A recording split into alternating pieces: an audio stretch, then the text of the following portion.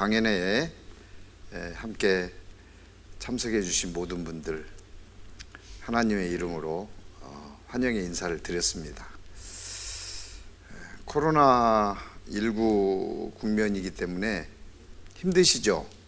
특히나 이제 마스크를 끼고 계셔서 마스크를 끼고 있는 자체가 대화를 차단하기 위한 방편이기도 하고 그래서요, 굳이 힘든데 일일이 대답 안 하셔도 됩니다.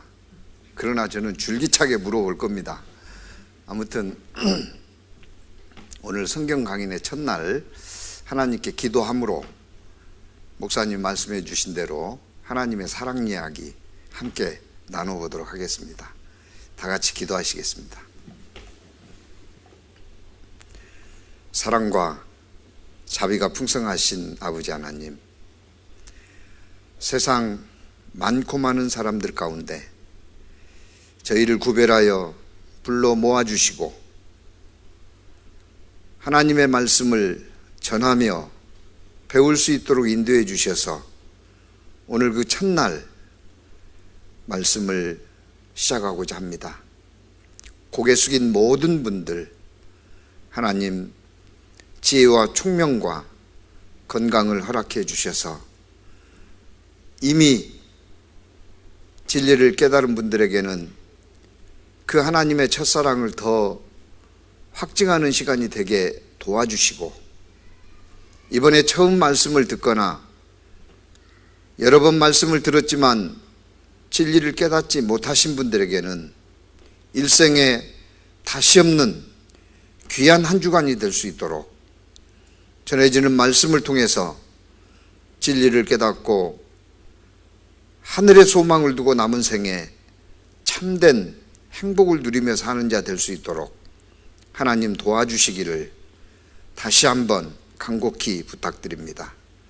마치는 시간까지 모든 말씀들 하나님 은혜와 능력의 손길에만 의지합니다.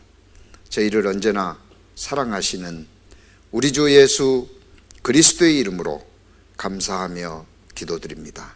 아멘.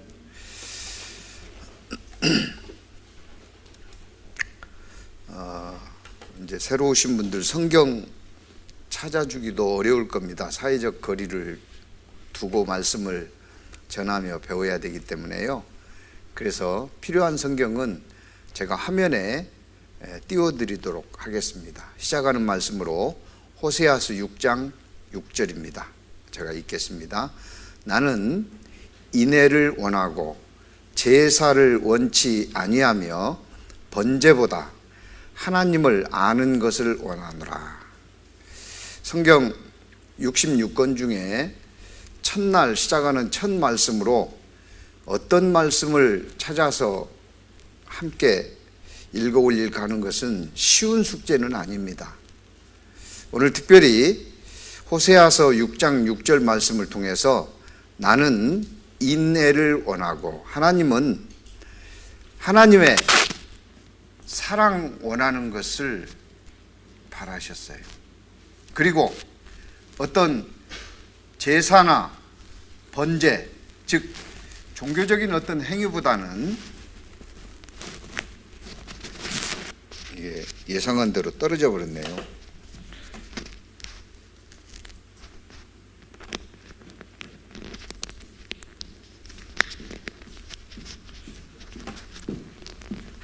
테이핑을 해야 될 것 같아요.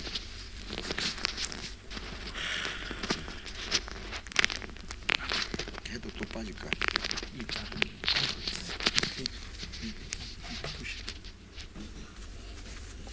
테이프 있으셔요?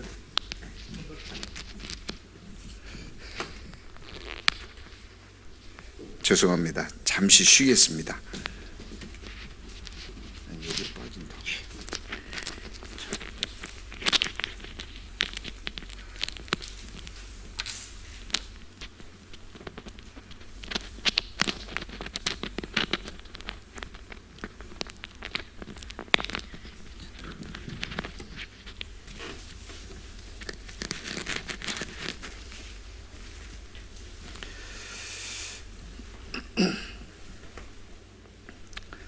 어떤 종교적인 형식이나 절차보다는 하나님 아는 것을 원하신다 그랬습니다. 하나님이 우리를 얼마나 사랑하시는지 그 사랑을 아는 것이 가장 중요한 겁니다. 그래서 이번 한 주간 성경 강인의 말씀을 계속해서 배우시면서 하나님에 대해서 저는 전해드리고 참석하신 모든 분들은 그 하나님을 조금씩 알아가는 계기가 되었으면 좋겠습니다.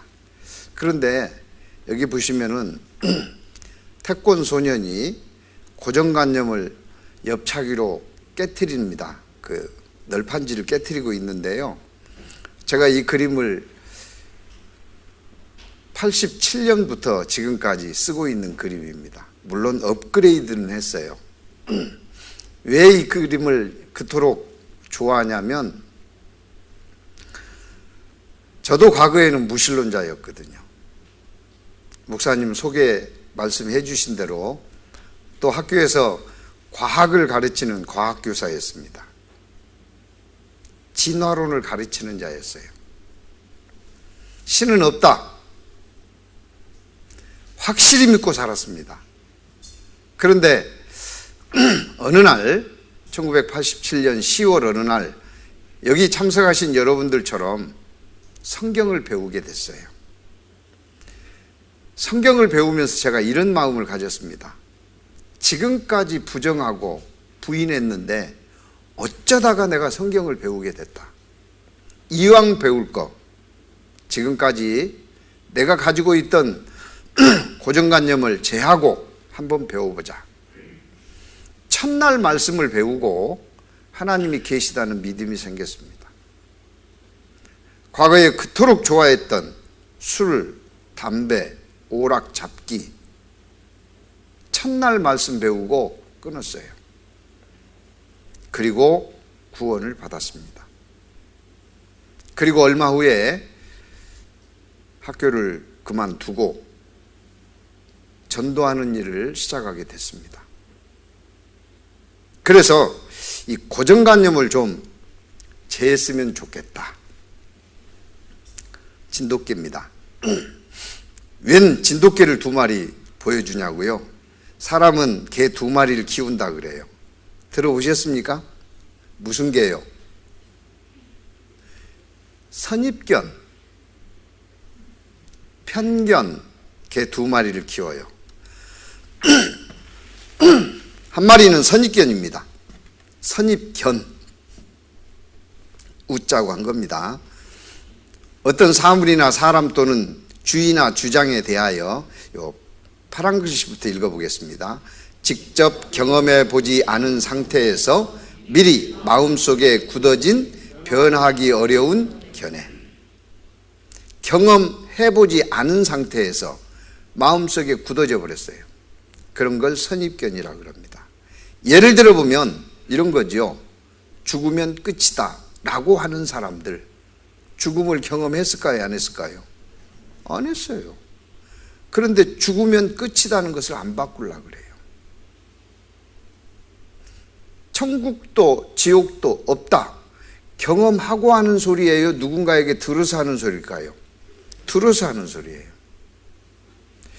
이런 선입견을 제하고 이번 한 주간 성경 강연의 말씀을 배우시면 일생일대에 가장 귀한 시간이었다라고 말씀드릴 수 있을 겁니다. 또 하나는 편견입니다. 편견은 어떤 사물이나 사람 또는 주의나 주장에 대하여 파란 글씨 읽어볼까요? 한쪽으로 치우친 공정하지 못한 생각이나 변화하기 어려운 견해. 한쪽으로 치우쳤어요. 어떤 게 편견이냐면 이런 겁니다. 사진 석 장을 보여주었습니다. 사진 석 장을 보여주면서 이 중에 피아니스트가 아닌 것 같은 사람은 누굴까요? 하고 묻고 아닌 사람에다가 스티커를 붙여보라 그랬어요. 그래서 이 세 사람 중에 피아니스트가 아닐 것 같은 사람, 두 팔이 없는 장애인이고요. 또 한 사람은 그 무대복을 입고 있는 여인과 남성입니다. 보여줬더니 결과입니다.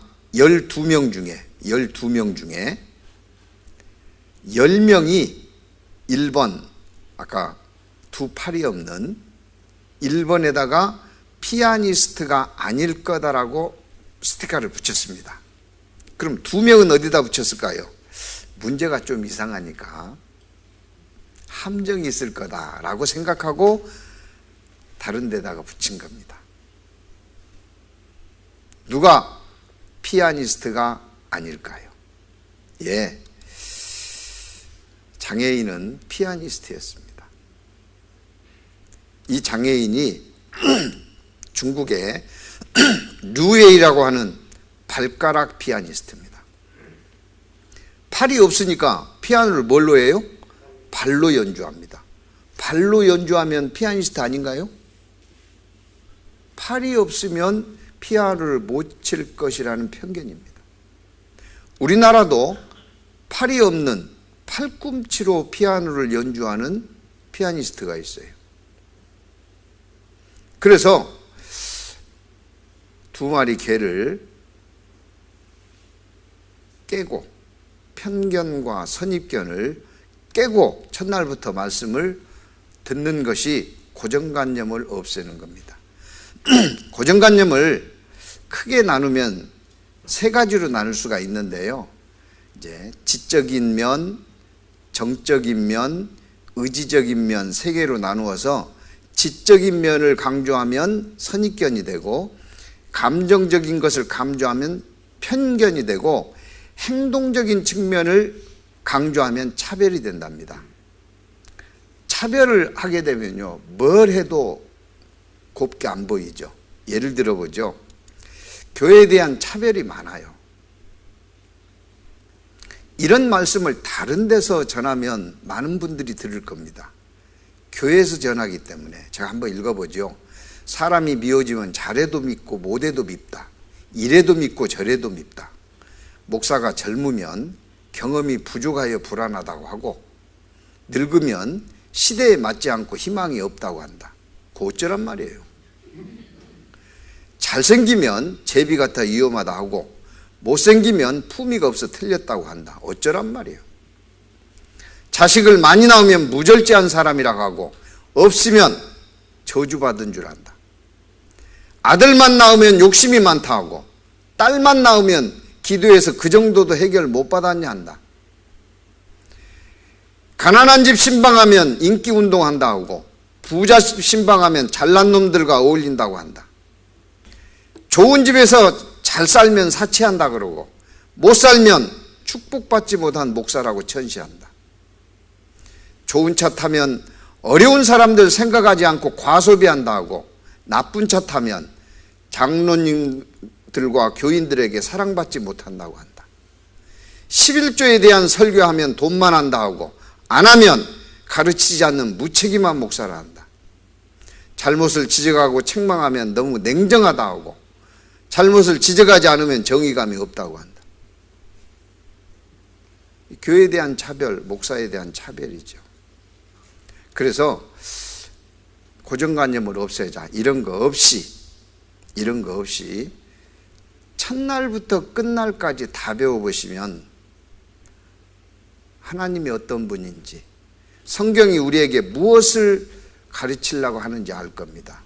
여기 종이를 100장을 학생에게 나눠줬대요. 그리고 학생에게 그림을 그려서 제출하라고 선생님이 숙제를 내줬습니다. 그런데 한 학생이 그림을 그렸다는데 이렇게 놔두고 있어요. 그린 거예요, 안 그린 거예요? 너 왜 안 그리냐 그랬는데, 그렸는데요? 이렇게 해놨어요. 그 아이 종이를 뒤적뒤적 넘겨보니까 이렇게 손도 안 댄 거 있고 새카맣게 칠해놓은 게 있는. 선생님 화가 났습니다. 학생 엄마에게 전화를 해서 급히 학교 좀 나와 보셔야 되겠다고. 왜 그러냐고. 하여튼 심각한 문제가 생겼다고. 엄마가 와서 선생님이 보여주는 종이를 보니까 이 모양이에요. 이게 그린 거다. 엄마가 아이에게 이야기합니다. 빨리 선생님한테 잘못했다 그러고 사과하고 다시 그려. 저는 다 그렸어요. 이런 답답할 일이 있어요. 아이에게 막 호통을 칩니다. 아이가 엉엉 웁니다. 억울하다고. 그러면서 아이가 엄마하고 선생님은 옥상으로 올라가서 제 그림을 보세요. 제가 그때 그림을 펼쳐 놓겠습니다. 그 옥상에 올라가서 아이가 펼쳐진 그림을 봤습니다. 고래를 그려놨어요. 고래를 그려놨는데 여기를 보면은 어떻게 보이겠어요?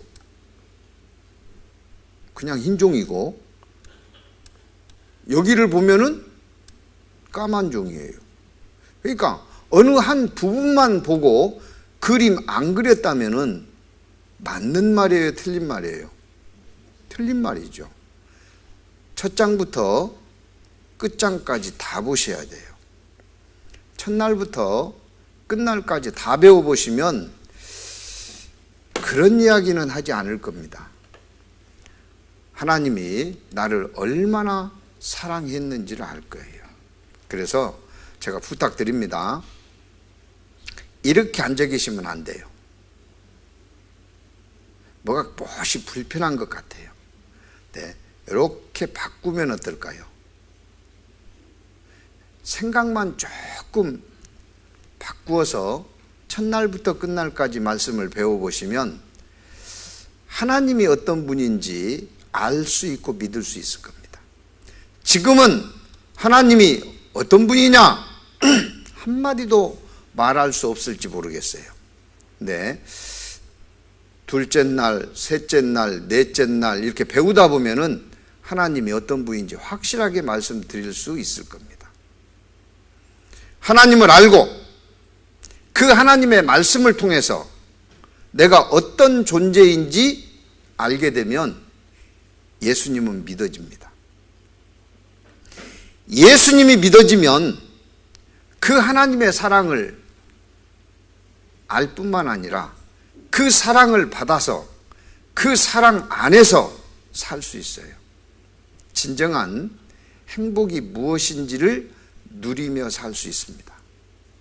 그래서 하여튼 이번 한 주간은 처음부터 끝까지 다 배우셔야 된다. 그거 꼭 배워야 됩니까? 예, 꼭 배워야 돼요. 안 배우면 큰일 납니다. 모든 사람은 죽습니까? 안 죽습니까?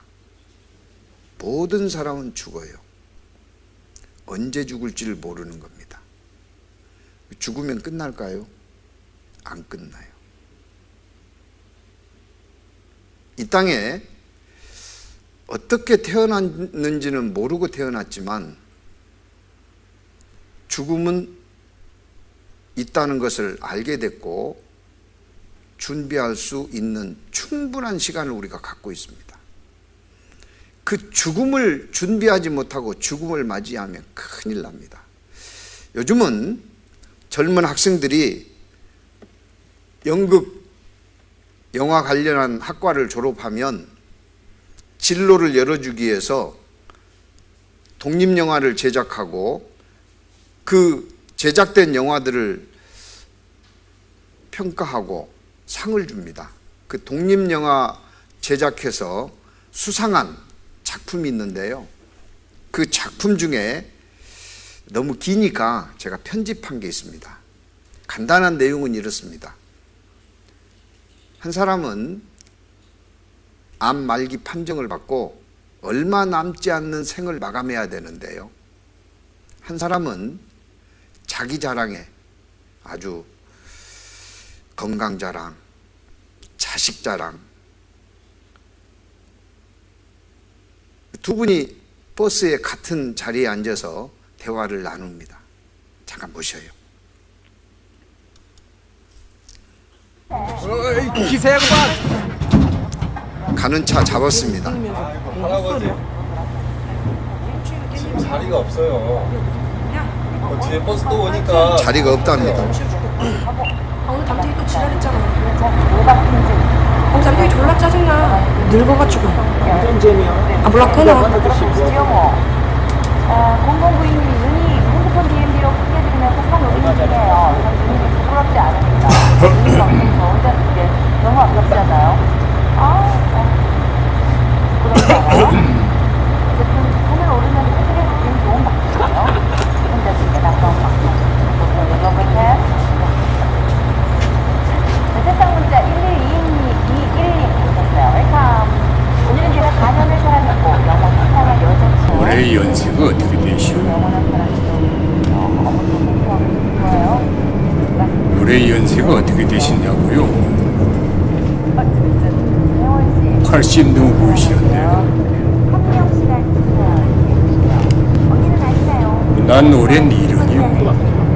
아시죠? 한자. 아니 근데 80 넘어 보이시는데 올해 연세가 어떻게 되시냐고요? 80 넘어 보이신다니까 서운하신가? 난 나이보단 어려 보인다는 말을 많이 듣어. 철이 안 들어 그런가 봐요. 철이 안 들어서 이렇게 싱싱해 보이잖아요. 근데 어디가 아프셔? 이미 암세포가 많이 퍼져 있습니다. 마음의 준비를 하시는 게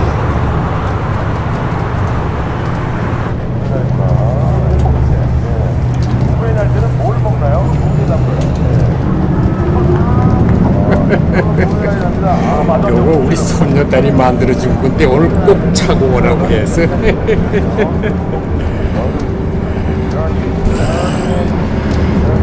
난 오늘 칠순잔치 가는 길이요. 그냥 조촐하게 가족들끼리 지나자고 했는데 굳이 서울? 그게 어디더라? 아, 강남에 무슨 유명 호텔에 있는데 몇 달 전부터 예약해놨다고 해서 그래서 이렇게 꼭두 새벽부터 준비해서 가는 길이요. 굳이 차를 보내겠다는 걸 돈 아깝게 뭘 그래? 관두라고 했죠. 나이가 무슨 자랑이라고 호텔에서 잔치를 하냐고. 우리 며느리 물건이에요. 카이스트인가 하는 대학에서 박사 학위를 받았는데 팔이 뭐 어디 거라고 구두를 보내왔는데 우리 같은 늙은이야 뭘 알아. 그냥 신발이야 편안하면 되지. 안 그렇소?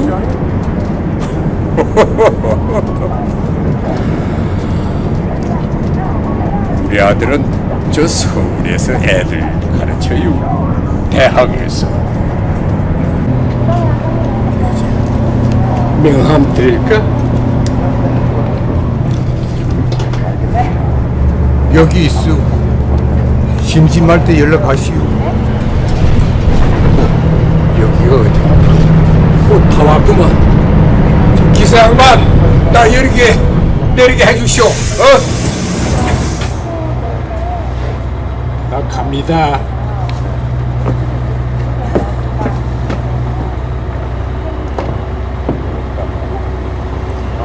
오래오래 사시오.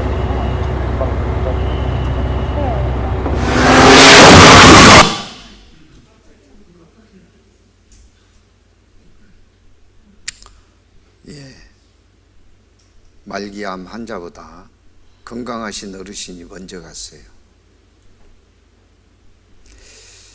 죽음은 언제 올지 모릅니다. 그러면 죽으면 끝일까요?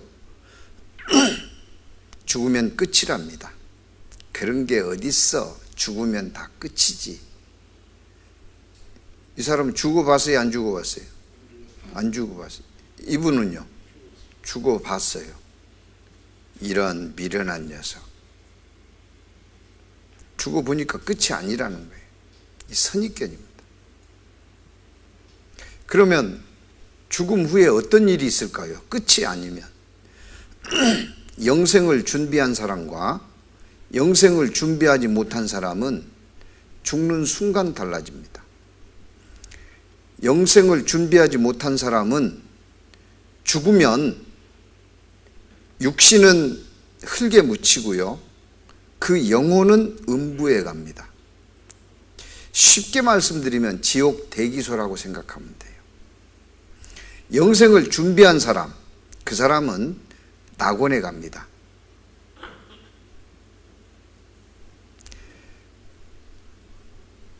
장례 치르는 건 똑같아요.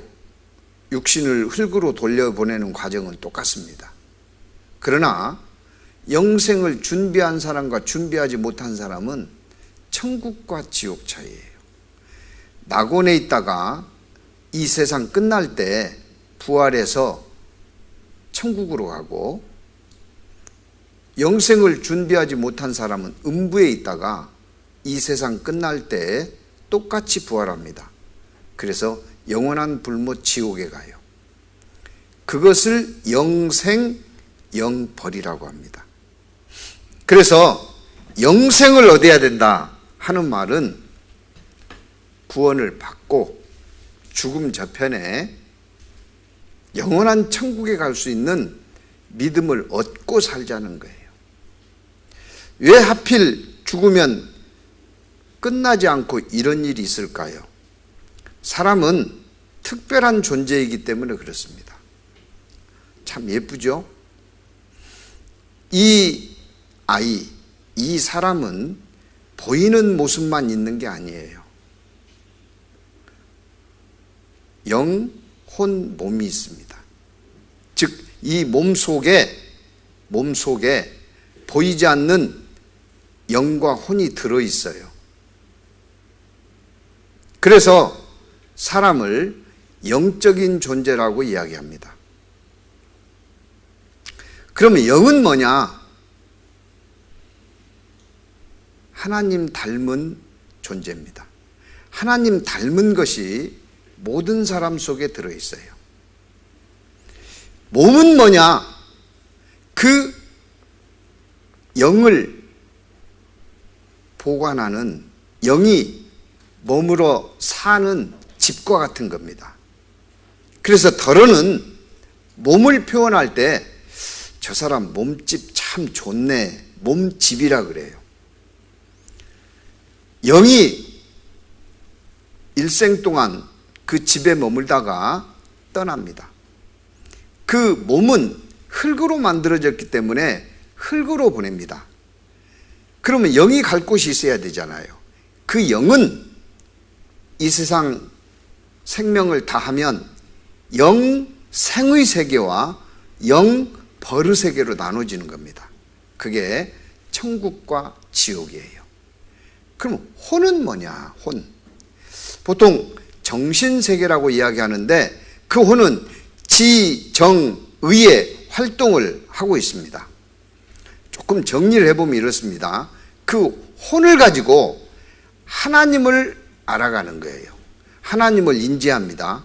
그리고 그 하나님께 찬양도 하고 그 하나님께 그릇 행했을 때는 회개도 합니다.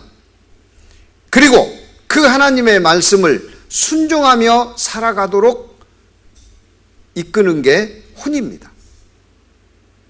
사람과의 관계 속에서는 그 혼이 있기 때문에 서로 이해도 하고 공감도 하고 인정도 하면서 사랑을 나누는 거예요. 그 다음에 자연에 대해서는 그 혼이 있기 때문에 연구도 하고 보호도 하고 탐구를 하면서 자연을 다스리는 겁니다. 이 혼이 있어서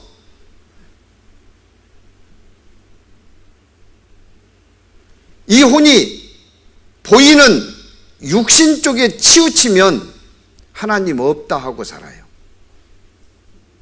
이 혼이 영적인 쪽에 치우치면 하나님을 찬양하고 죽음 이후의 세상을 준비하면서 사는 겁니다.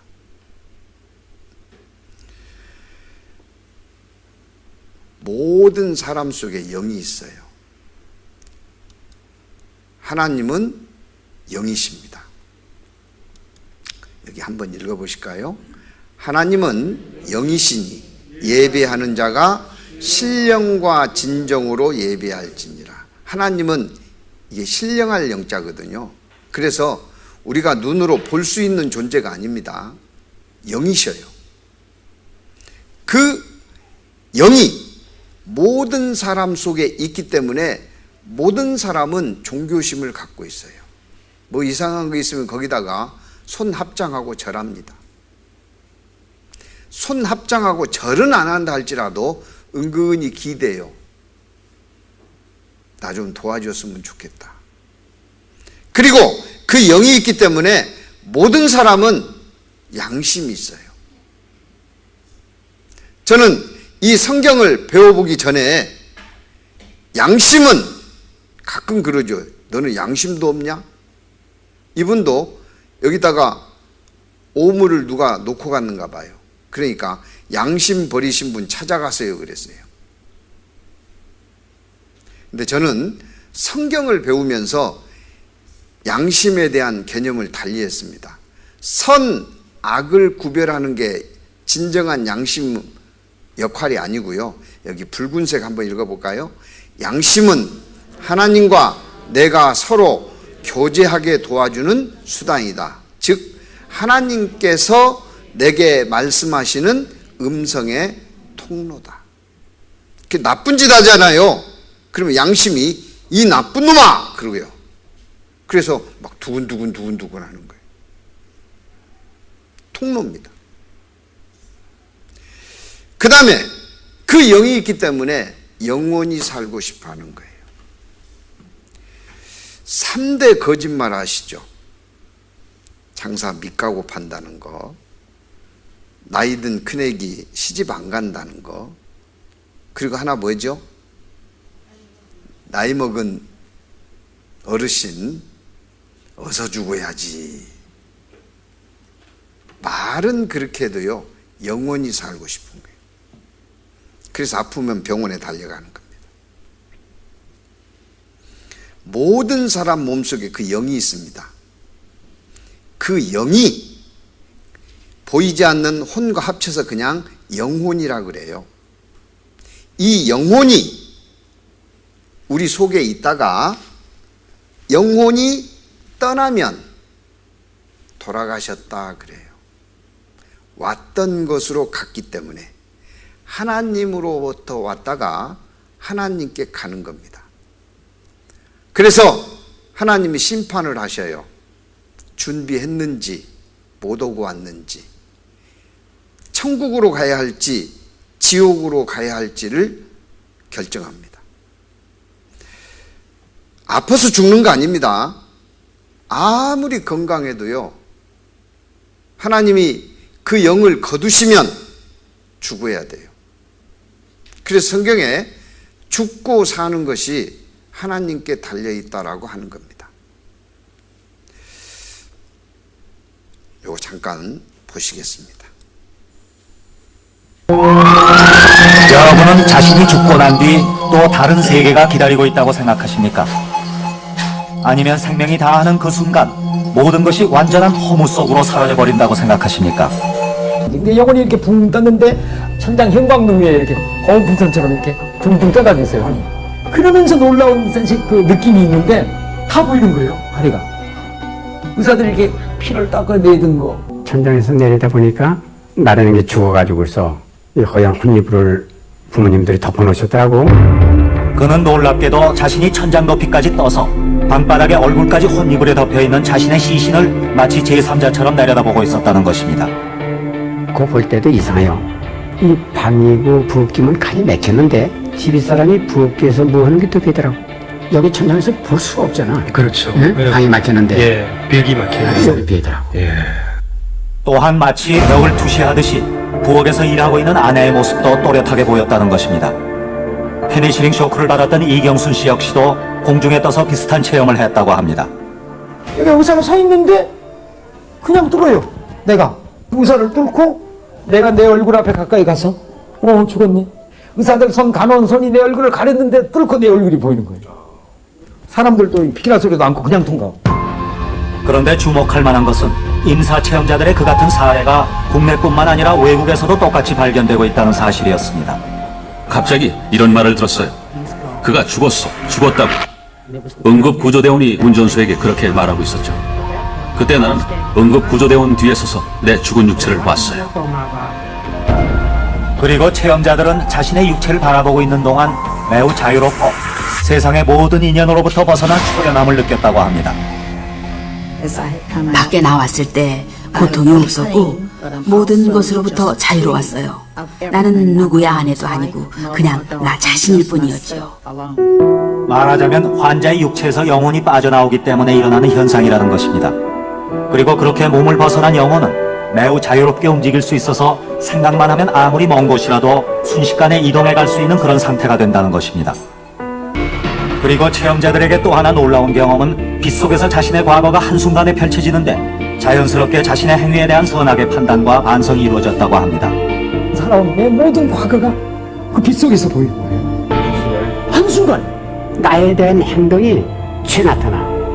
그건 나쁜 짓 합니다. 인생에 대해서 깊이 있게 생각을 많이 하게 돼요. 어떻게 의미 있게 나라는 존재가 딱 하면서 무엇을 남기고 가냐 이런 생각이 많이 들어요.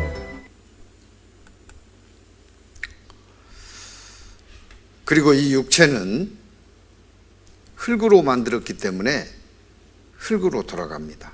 그래서 인간의 몸을 분석해 보니까요, 18세기 말엽에서 19세기 초에 이르러서야 비로소 원형질과 광물질을 과학적으로 분석하는 기술이 개발되었다. 인체를 구성하는 광물질을 화학적으로 분석해 본 결과 흙과 같은 물질이라는 사실이 밝혀졌다. 사람의 몸을 조사해 봤더니 흙과 같다. 왜 그러겠어요? 같이 읽어볼까요? 여호와 하나님이 흙으로 사람을 지으시고 생기를 그 코에 불어 넣으시니 사람이 생명이 된지라. 사람의 몸을 흙으로 만들었기 때문에 흙과 같은 물질이 됐고, 사람이 영혼을 담고 살다가 영혼이 떠나게 되면은 원래 흙이었기 때문에 한 줌 흙으로 돌아가는 겁니다. 첫사람은 흙으로 직접 만들었지만 그 다음 사람부터는 주께서, 하나님께서 내 장부를, 내 몸을, 내 오장육부를 지으시며 나의 모태에서 나를 조직하셨나이다. 어머니 태를 통해서 만드셨습니다. 그러나 똑같은 성분은 흙과 같은 성분입니다. 그래서 이 흙집이 허물어지거나 손상을 입으면 뭘로 고쳐야 돼요? 흙으로 고쳐야 돼요. 막 금이 쩍쩍 갔잖아요. 흙으로 때웁니다. 그래서 우리도 흙을 먹고 살아요. 이게 흙이라고요? 밥은 어디서 나왔어요? 논이나 밭에서 거두어들인 곡식으로 지은 겁니다. 흙에서 나왔습니다. 고기는 어디서 나왔어요? 소 엉덩이에서 뜯어왔어요? 물론 그 소는 풀을 먹고 고기를 만들었습니다. 그러니까 원래 어디서 온 거예요? 흙에서 온 거예요. 모든 것이 흙에서 왔습니다. 이게 흙이기 때문에 자꾸 허물어지니까 흙으로 붙여서 보수하는 거예요. 하루에 3번씩 보수합니다. 흙입니다. 그리고 죽으면 한 줌 흙으로 돌아가요. 이게 사실입니다. 때문에 모든 사람은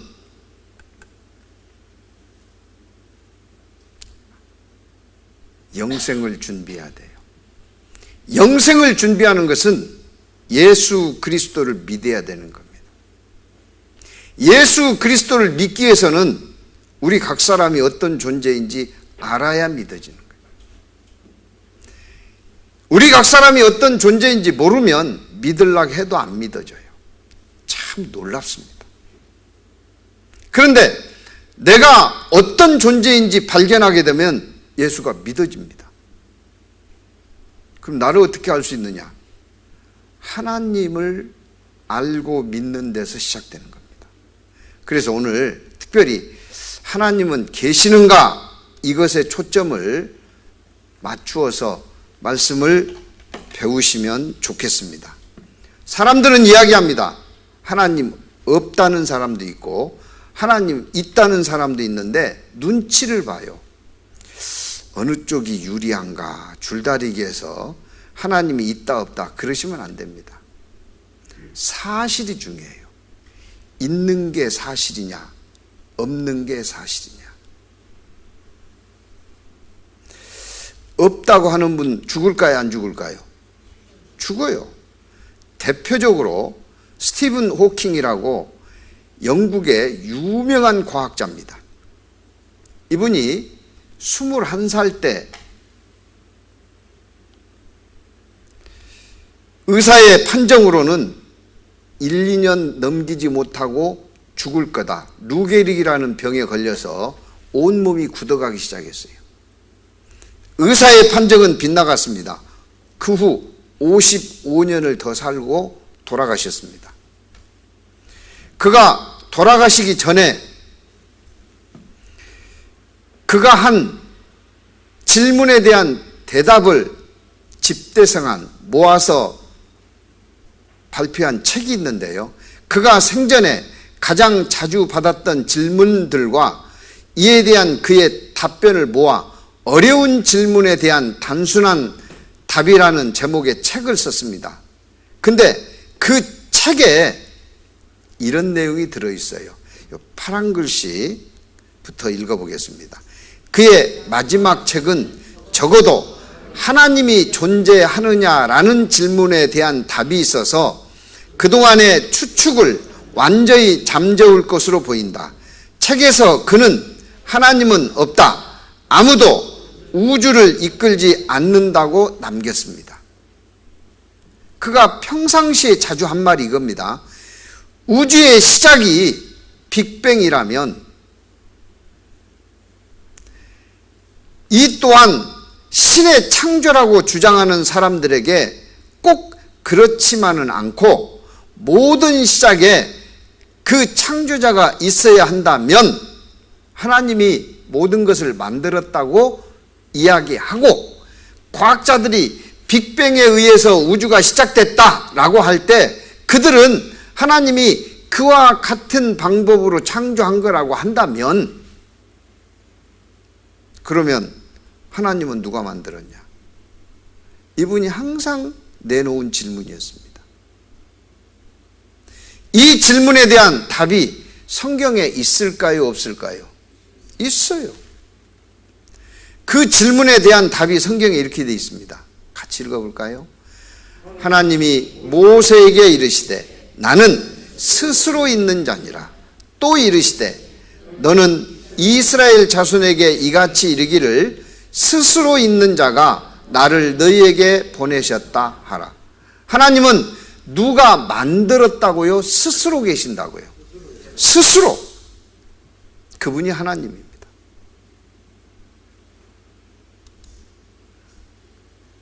하나님은 영이시니 영으로 계셨어요. 오직 그에게만 죽지 아니함이 있고 그는 언제부터 시작된 것이 아니기 때문에 끝이 없어요. 시작이 있다는 건 끝이 있다는 겁니다. 끝이 있다는 건 언젠가 시작했다는 거예요. 근데 그분은 스스로 계셨기 때문에 끝이 없어요. 죽음이 없습니다. 가까이 가지 못할 빛에 거하시고 아무 사람도 보지 못하여 그래 볼 수가 없어요. 하나님 보았다는 사람이 있던데요. 거짓말입니다. 어이 그분은 거짓말할 사람이 아닌데요. 그러면 착각한 거예요. 아이고 그분이 그렇게 어리석은 사람이 아닙니다. 똑똑한 분이에요. 그럼 잘못 본 거예요. 하나님은 볼 수 없습니다. 영이신데 어떻게 봐요? 아무 사람도 보지 못하고 기어이 그 사람이 봤다고 주장한다면 그는 사람은 아닙니다. 또 볼 수 없는 자신, 그에게 존귀와 영원한 능력을 돌릴지어다. 아멘. 그랬어요. 그 하나님이 태초에 하나님이 천지를 창조하시니라. 이 세상을 만드신 분입니다. 이분이 성경에 대한 고정관념을 깨고 보았으면 이렇게 죽진 않았을 겁니다. 아무튼 그는 하나님이 없다라고 주장하고 죽었어요. 그러면 그의 무덤은 적어도 어디는 안 묻혀야 돼요. 교회에 묻히면 안 되지 않겠습니까? 그리고 그의 장례식에 목사들이 장례를 이끌면 안 되겠죠. 그런데 그의 장례식은 이렇게 진행됐고 그의 무덤은 교회 묘지에 묻혔습니다. 뉴스를 한편 보겠습니다. 지난달 세상을 떠난 세계적인 물리학자 스티븐 호킹 박사의 장례식이 영국 케임브리지대 교회에서 엄수됐습니다.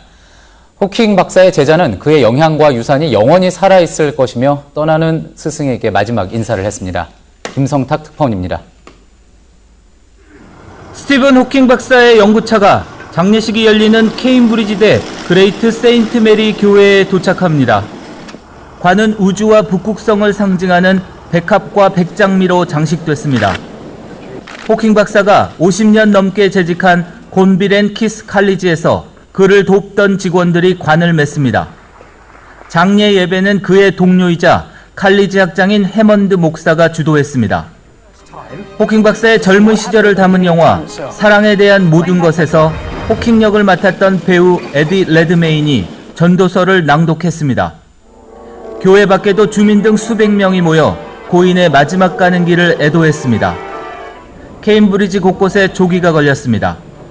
추모연설에서 호킹 박사의 제자는 그가 떠났다는 사실에 큰 슬픔을 느낀다면서도 그의 영향과 유산은 영원히 살아있을 것이라고 말했습니다.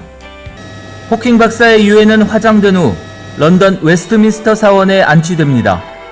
물리학자 뉴턴과 진화론의 창시자 다윈의 묘가 있는 곳으로 호킹 박사는 호킹 박사가 묻힌 무덤, 그곳은 기독교 묘지입니다. 거기에는 뉴턴, 크리스찬 과학자입니다. 만유인력을 발견한, 그리고 찰스 다윈, 진화론을 세상에 종의 기원이라는 논문을 통해서 알렸던 그들이 묻혀 있는 곳에 묻혔습니다. 이 찰스 다윈이 죽기 직전에 아내에게 한 이야기인데요. 나는 참 미숙한 젊은이였습니다. 모든 사물과 현상에 대해 의심을 품고 접근했습니다. 진화론도 그 중에 하나입니다. 그런데 사람들이 진화론을 학문이 아니라 창조론과 적대되는 종교처럼 신봉하게 됐지요. 제발 사람들에게 하나님의 위대한 창조와 예수 그리스도의 구속의 은혜를 증거해 주십시오. 아내에게 이렇게 유언을 남기고 그는 기독교 묘지에 묻혔습니다. 그곳에 스티븐 호킹 박사가 묻히게 됐다는 이야기입니다. 하나님을 부인하는 사람이든 하나님을 인정한 사람이든 하나님을 만나야 되기 때문에 하나님에 대한 믿음을 준비해야 되는 겁니다. 하나님이 없다가 아니라 하나님이 있다. 요 아기처럼. 이 아이는 엄마가 있는지 알아야 몰라요. 그래서 부둥켜 안고 이 행복한 표정을 보세요. 근데 이 아이가 이 엄마에 대해서 얼마나 알까요? 모르니까 맨날 엄마 눈에 눈물이 마를 데가 없잖아요. 엄마를 모르기 때문에 엄마를 근심시켜요. 그렇지만 엄마가 있는지 알잖아요. 내 아이가 점점 자라면 이제 효도합니다. 그런 것처럼 하나님이 어떤 분인지 우리가 쭉 계속해서 말씀을 한 주간 배워보면 선명하게 하나님에 대한 믿음을 가질 수 있고, 이 세상 사람들이 다 하나님이 없다 할지라도 나는 말할 수 있습니다. 그분이 계시다고 믿습니다. 이렇게 되리라고 생각합니다. 조금 지금까지 드렸던 말씀을 정리하고, 하나님이 무엇 때문에 이 세상을 만드셨는지 그에 대한 말씀을 좀 드려보겠습니다. 하나님은 처음부터 계셨어요. 처음부터 무엇으로 계셨느냐? 영으로 계셨습니다. 신령한 존재입니다.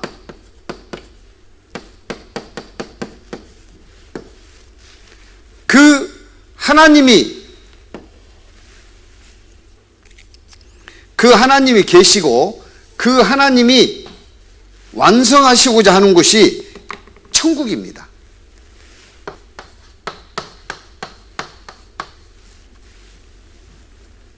그런데 이거 아셔요? 하나님의 호칭에서 발견할 수 있는 게 하나님입니다. 존칭 전미사 님을 빼면 하나예요. 그러면 누구랑 같이 있었대요? 처음에 홀로 계셨어요. 홀로. 여러분, 홀로의 의미를 생각해 보셨습니까? 고독을 아십니까? 이 가평에 있는 모든 것을 다 줄 테니 공짜로 받아라 그러면 여러분 받을래요, 안 받을래요? 받아야죠. 그냥 받으면 큰일 납니다. 조건을 따져보고 받아야 돼요. 공짜는 공짜인데 영원히 혼자 있어야 돼. 영원히. 받을래요, 안 받을래요? 말 바꾸죠. 하나님께 모든 것이 다 있어요. 그런데 누구랑 같이 있어요? 혼자 계셔요? 혼자 계셔요. 그래서 모든 능력이 있기에 하나님이 함께할 사랑의 짝입니다. 사랑의 짝으로, 사랑은 아무 대상이나 할 수 있어요? 속성이 같아야 사랑을 할 수 있습니까? 같아야 돼요. 사람이 요즘 반려견 좋아할 수는 있어요. 그러나 사랑할 수는 없습니다. 속성이 같아야 돼요. 하나님은 영이시기 때문에 영적인 속성을 만드셔서, 그게 사람입니다. 하나님의 형상대로 사람을 만드셨는데 그 사람만 이 땅의 생명체 중에서 유일하게 하나님과 같은 영적인 속성이에요.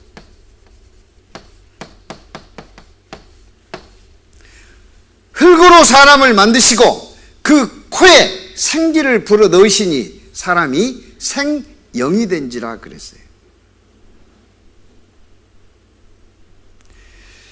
그런데 이 사람에게 하나님의 사랑을 알리고, 하나님이 일방적인 사랑을 원했어요? 함께하는 사랑을 원했어요? 함께하는 사랑을 원하셨습니다. 그게 창세기 2장이에요. 오늘은 창세기 1장만 배웁니다. 창세기 1장에 그 사랑의 대상을 얻기 위해서 이 사람이 살 수 있는 세상이 필요한 거예요. 그래서 하나님이 천지를, 세상을 만드신 겁니다. 사람이 살아가는데 제일 필요한 게 뭐라고 생각하십니까? 어떤 분은 망설임 없이 돈이요 그러더라고요.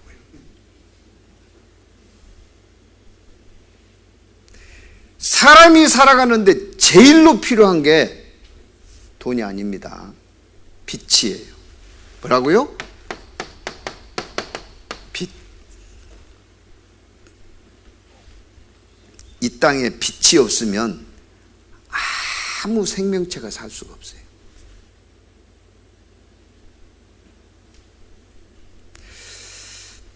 제가 과학교사 19년 했습니다. 내 아이들을 받아서 첫 시간에 뭐 가르치는 줄 아셔요? 빛을 가르쳐요. 빛. 첫 시간에. 저도 사실은 과학을 배우면서 과학을 가르치면서 몰랐습니다. 성경을 보고 깨달았어요. 하나님이 첫째 날 빛이 있으라 하심에 빛이 있었고, 하나님이 사람이 살아가는데 가장 필요한 게 빛이었기 때문에 빛을 먼저 창조했고, 과학에서도 빛을 먼저 가르쳐요. 그걸 태양복사 에너지라고 교육합니다. 그 다음에 사람에게 필요한 게 뭐겠어요? 공기입니다. 공기. 뭐라고요? 공기. 물, 이게 필요해요. 1시간 숨 안 쉬고 살 수 있어요? 그러나 1시간 물 안 마셔도 살지요. 그죠? 그 누가 더 필요해요? 공기가 더 필요합니다. 한번 생각해 보셔요. 우리가 하루 중에 섭취하는 것 중에 무게로 따져서 가장 많이 섭취하는 게 뭘까요? 음식물일까요? 공기일까요? 네? 공기입니다. 하루 섭취하는 양 중에 83%가 공기예요. 15%가 음식을 비롯한 먹는 것들입니다. 물 포함해서. 그리고 2%가 기타 광물질들이에요. 83%를 공기를 먹는다니까. 무게로 따져서, 부피는 말할 것도 없고 무게로 따져서. 누가 그런 연구를 했답니까? 공기청정기 팔아먹는 사람들이 연구했어요. 공기가 이렇게 중요한 거다. 하나님은 둘째 날 하늘을 만드시고 공기를 채우셨습니다. 그리고 물을 둘로 나누셨어요. 궁창 위우물과 궁창 아래우물로 나누셨어요. 그리고 이 사이에다가 뭘 채우셨어요? 공기를 채우셨어요. 그러면 궁창 위우물은 어떤 역할을 했을까요? 온실 역할을 합니다. 생명체가 살려면 일정한 온도가 필요한 거예요.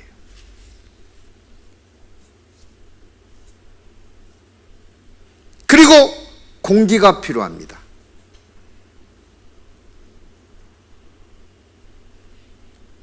그리고 수분이 필요해요. 그러면 생명체는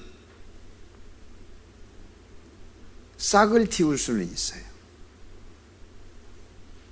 공기, 온도, 수분이 갖춰지면 싹을 틔울 수는 있어요. 그러나 결실은 곤란합니다. 결실은 무엇이 있어야 결실할까요? 흙이 있어야 됩니다. 땅이 있어야 돼요. 그래서 셋째 날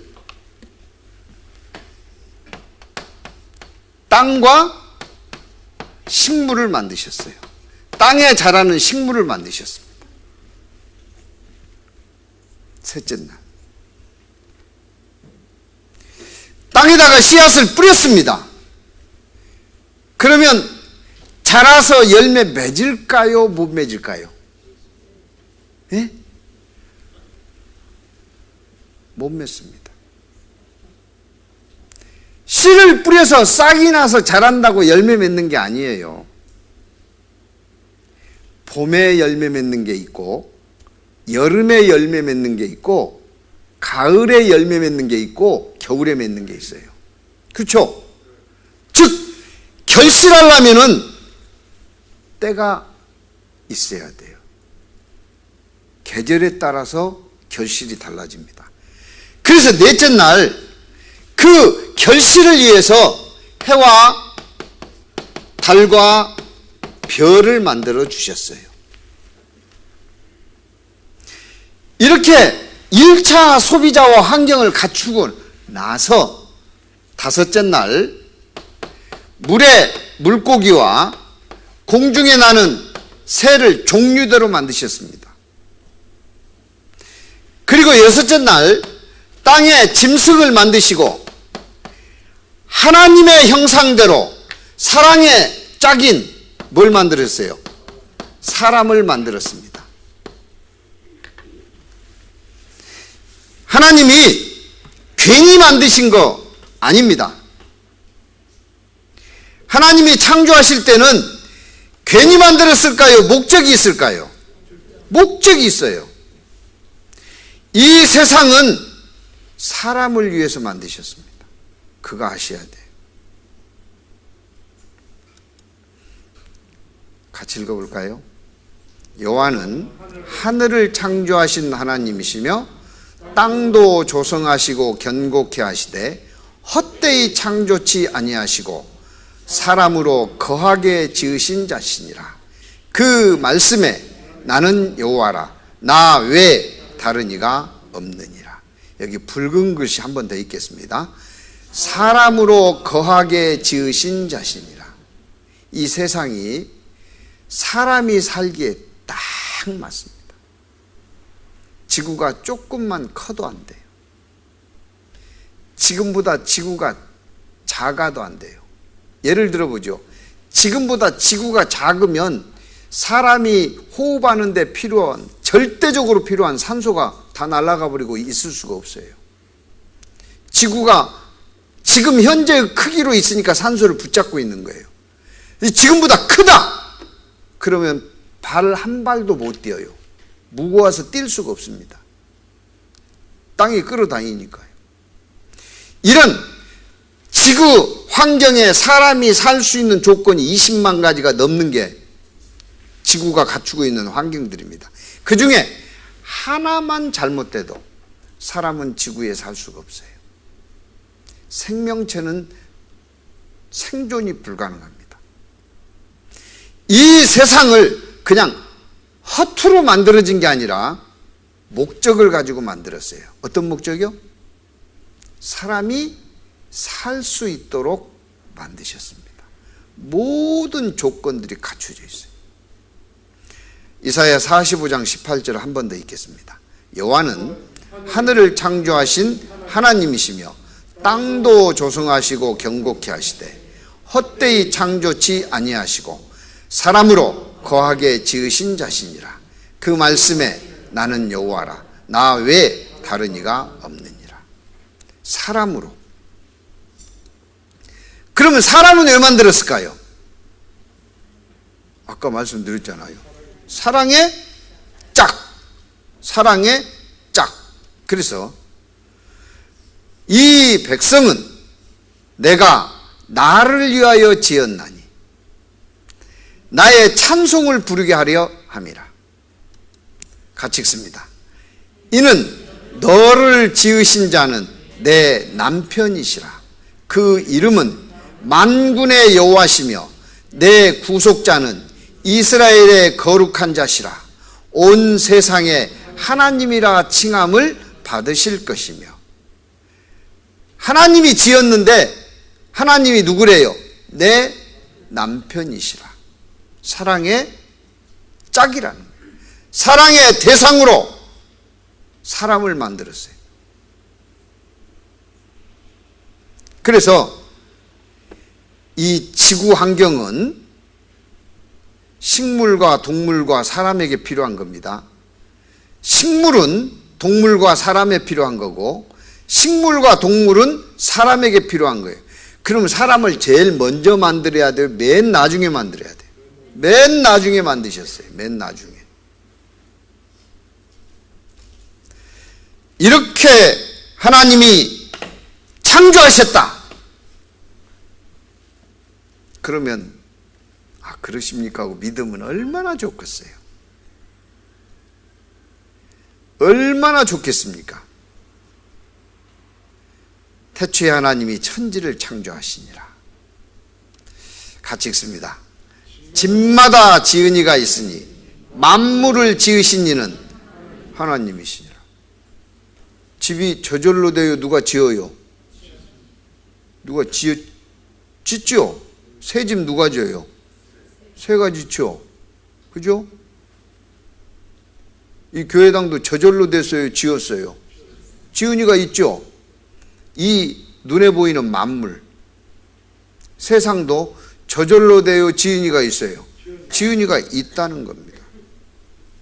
그런데 아 그렇습니까 하고 믿어지면 얼마나 좋겠어요. 이게 안 믿어지니까 확인해 보라고. 창세로부터 그의 보이지 아니하는 것들 곧 그의 영원하신 능력과 신성이 같이 있습니다. 그 만드신 만물에 분명히 보여 알게 되나니 그러므로 저희가 핑계치 못할지니라. 만물을 잘 들여다보면 알 수 있다 없다? 있다. 다른 핑계 댈 수 없다.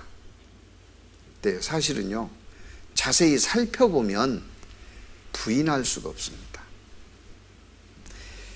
길가에 풀 한 포기가 복잡할까요? 우주선이 복잡할까요? 풀 한 포기가 훨씬 복잡합니다. 현대 과학이 우주선은 만들어도 쌀 한 톨 못 만듭니다. 생명은 현대 과학이 창조할 수는 없어요. 생명은 하나님께 있는 겁니다. 이 시대 과학이요, 광물질을 모아가지고 저하고 똑같이 만들 수는 있을 겁니다. 그러나 저하고 똑같이 만들어진 광물질의 조합으로 이루어진 그가 나처럼 생각하고 나처럼 판단하고 나처럼 결단할 수 있을까요? 그럴 수는 없습니다. 생명은 하나님께로부터 나오는 거예요.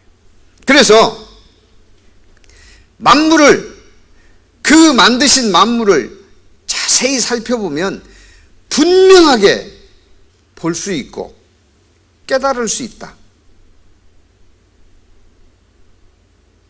그래서 과학자들이 하나님을 믿는 사람이 많습니다. 크리스찬 과학자들이 많은 거예요. 욥기 12장 7절로 9절입니다. 같이 읽겠습니다. 이제 모든 짐승에게 물어보라. 그것들이 내게 가르치리라. 공중의 새에게 물어보라. 그것들이 또한 내게 고하리라. 땅에게 말하라. 내게 가르치리라. 바다의 고기도 내게 설명하리라. 이것들 중에 어느 것이 여호와의 손이 이를 행하신 줄을 알지 못하랴. 그 피조물, 짐승, 새, 물고기, 땅에 있는 모든 것들 물어봐라 그 말이에요. 물어봐라 그러면 대답한다 그 말이 아닙니다. 자세히 살펴봐라. 그러면 알 수 있을 거다.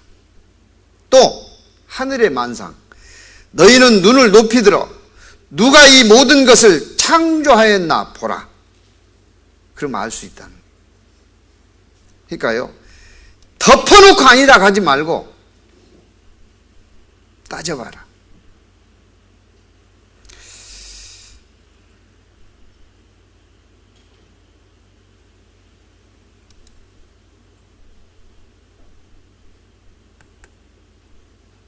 어디를 볼까요? 여러분, 모기 좋아하십니까? 모기 저절로 됐을까요? 만드셨을까요? 하나님은 괜히 만들어요? 목적이 있어요? 모기 좋아하셔요? 어떤 분이 그러더라고요. 백해무익한 모기를 왜 만들었는지 모르겠다고 저한테 와서 따지더라고요. 그 정말 모기는 백해무익한 것인지 제가 연구해 봤어요.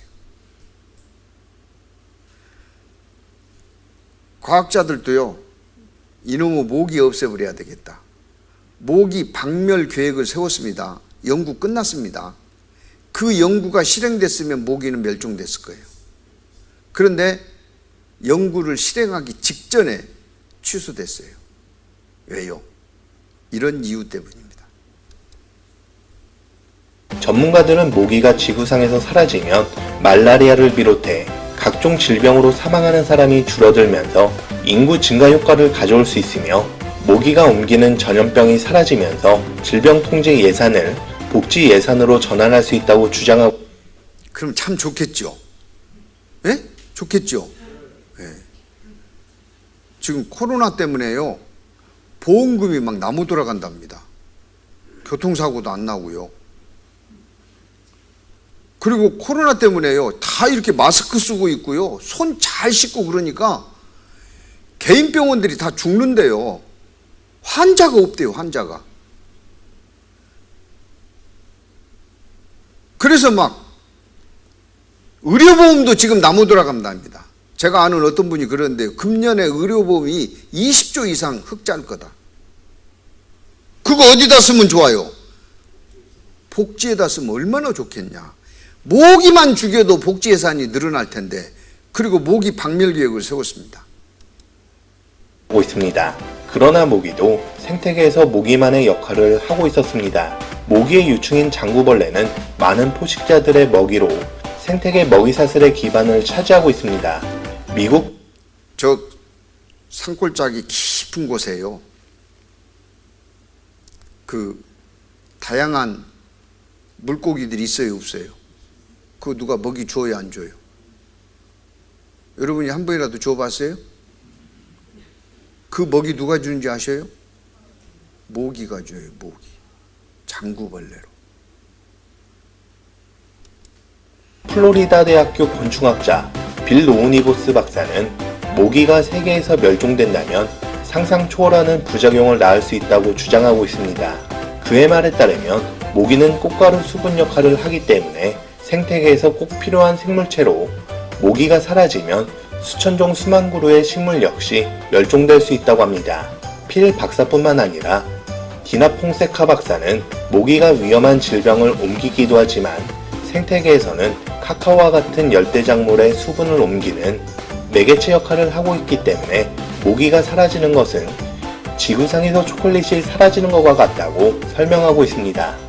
그뿐만 아니라 모기가 사라지면 모기의 유충 장구벌레를 먹이로 하는 새들과 박쥐, 물고기, 개구리 등의 먹이사슬 균형이 깨지면서 대체 먹이를 찾지 못한 생물들은 굶어 죽으면서 다른 종의 멸종까지 초래할 수 있다고 주장하고 있습니다.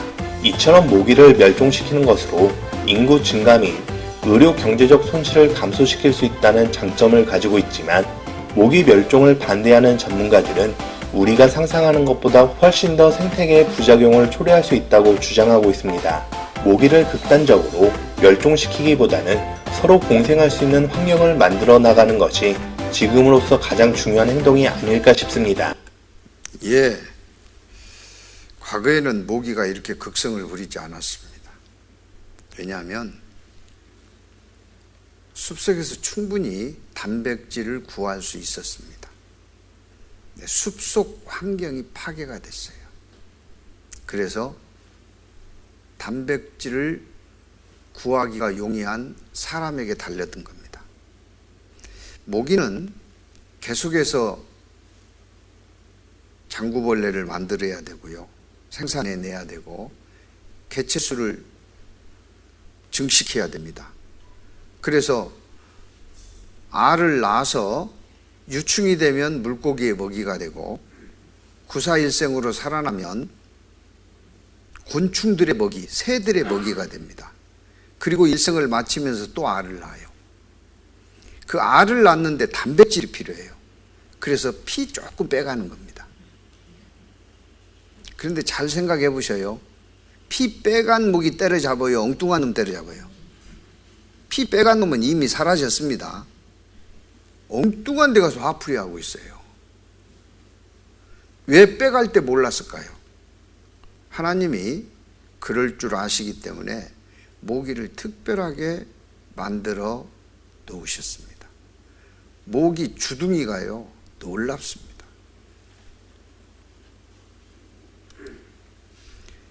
이렇게 7가닥이에요.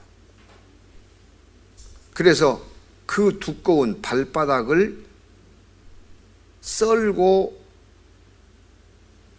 주둥이를 밀어 넣어서 피를 빼가는 거예요. 그냥 주사바늘 꽃대기 꼽아가지고는 안 들어갑니다. 톱질해서 썰어요. 그런데 그때는 모르고 있어. 빼가고 나면 가렸거든요. 보셔요.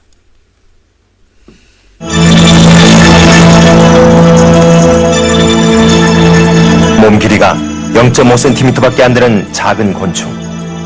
이 모기가 질병을 전달하는 건 흡혈하는 과정에서 일어난다. 모기의 가장 중요한 기능은 주둥이에 모여 있다.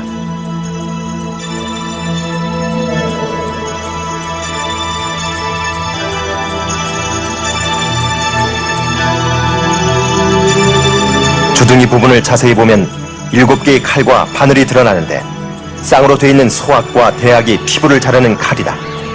그 다음 흡혈 바늘인 상순을 집어넣고 흡혈하게 된다. 주둥이의 단면, 쓸모없는 부분은 단 한 곳도 없이 흡혈에 필요한 도구만이 정밀하게 배치되어 있다.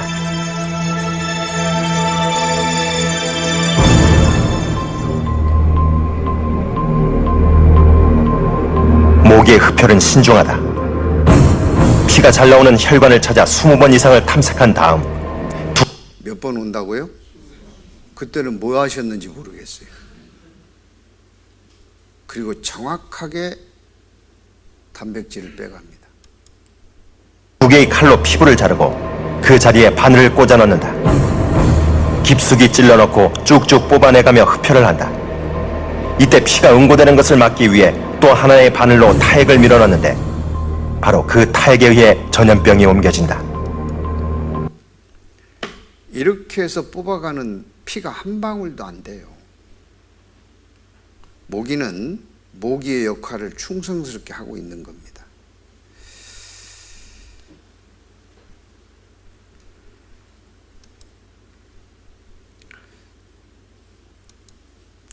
하나님이 토끼를 만드셨어요. 근데 토끼는 위가 이렇게 하나입니다. 손은 위가 4개입니다.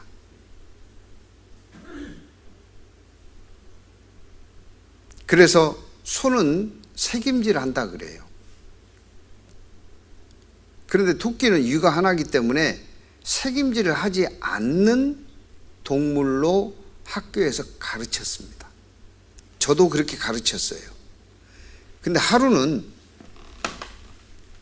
학생이 저한테 와가지고요, 선생님, 토끼는 새김질을 합니까 안 합니까 하고 물었어요. 제가 그랬습니다. 토끼는 이 밥통이 하나밖에 없어서 새김질을 안 한다고 그렇게 가르쳤는데 또 와서 물어보냐고. 그랬더니 이 아이가요, 맞죠? 그래. 그럼 하나만 더 물어볼게요. 뭔데? 성경은 사실인가요? 아닌가요?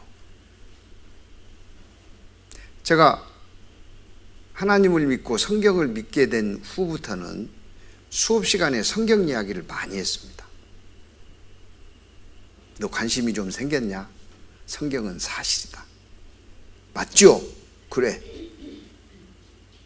그러면 선생님 성경 한 군데 보실까요?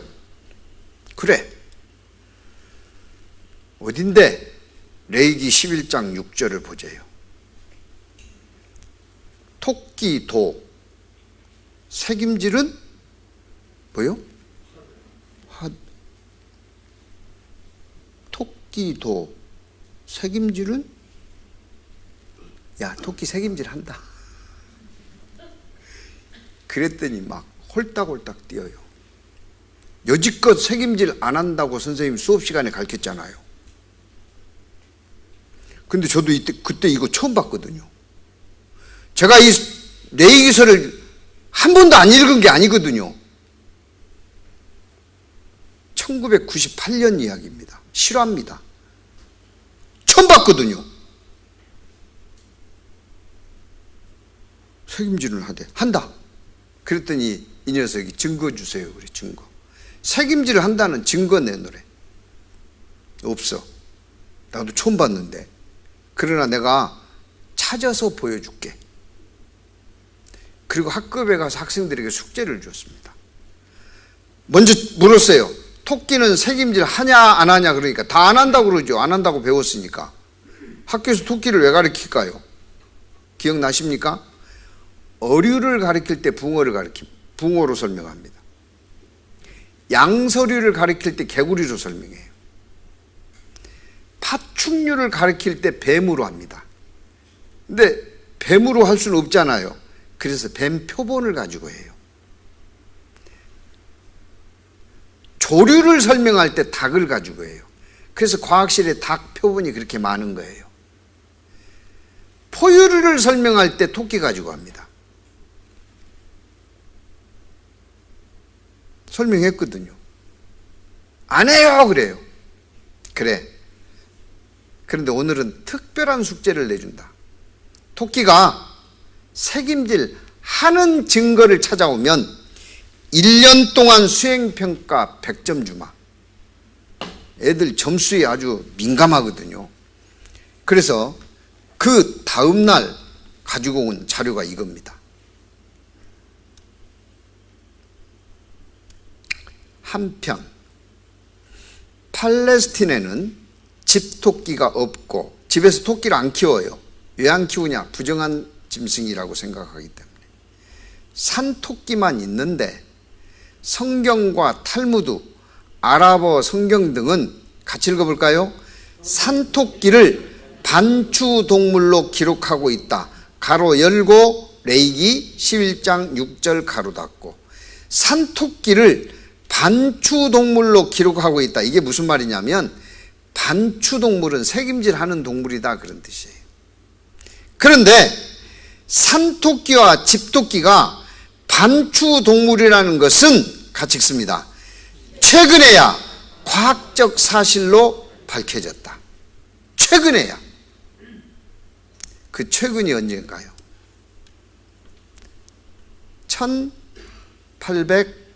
1882년 색임질에 관한 과학적 정의, 곧 시코트로프의 작용을 밝힘으로써 증명되었다. 현재 독일 그리즈맥 박사가 집필한 동물 백과사전은 산토끼와 집토끼 모두를 반추동물로 명시하고 있다. 같이 읽겠습니다. 현대 과학이 19세기야 밝힌 사실을 성경은 먼 옛날 이미 말하고 있었던 것이다. 이는 온 피조물을 만드신 하나님에 의해 쓰여진 성경이기 때문에 가능한 일이다. 예. 토끼를 누가 만들었어요? 하나님이 만드셨기 때문에 위가 하나밖에 없어서 색임질 하지 않는 동물이라고 과학자들은 이야기해 왔지만 성경에 뭐라고 돼 있어요? 색임질하는 동물로 기록해라 하신 거예요.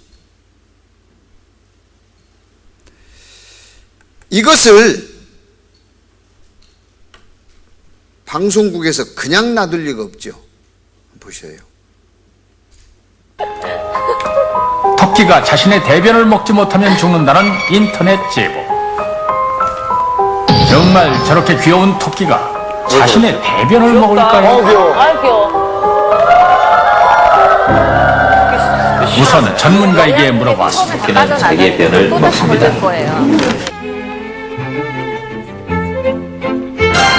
또 먹습니다. 쉴 새 없이 씹고 있는 토끼. 야, 특이하다 그러면. 계속 이렇게 왔다 돈을 계속 버는 거야. 드디어 식사 끝. 를 보여주는 것 같아요. 그렇다면 토끼는 왜 자신의 대변을 먹을까요? 전문가에게 다시 물어보았습니다. 1차 소화는 다 빠져나가니까 토끼는 소화 안 음식을 되고. 먹게 되면은 소화기관을 거쳐 항문까지 나오게 됩니다.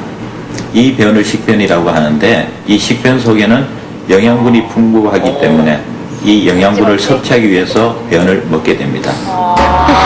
그렇다면 만약 토끼가 변을 먹지 못하면 어떻게 될까요? 변 속에 모든 영양분이 들어있기 때문에요. 이걸 먹지 못하게 되면은 결국 영양 부족으로 해서 죽게 됩니다. 제가 어린 시절에요,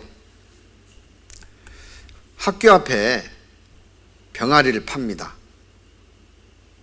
그러면 그 병아리 사다가 잘 키워서 더운 여름에 백숙도 해먹고 그랬어요. 어느 날 학교 앞에 토끼를 팔러 왔어요. 토끼를 샀습니다. 정말 지극정성으로 풀을 뜯어다 먹였는데 죽었어요. 이유를 몰랐습니다.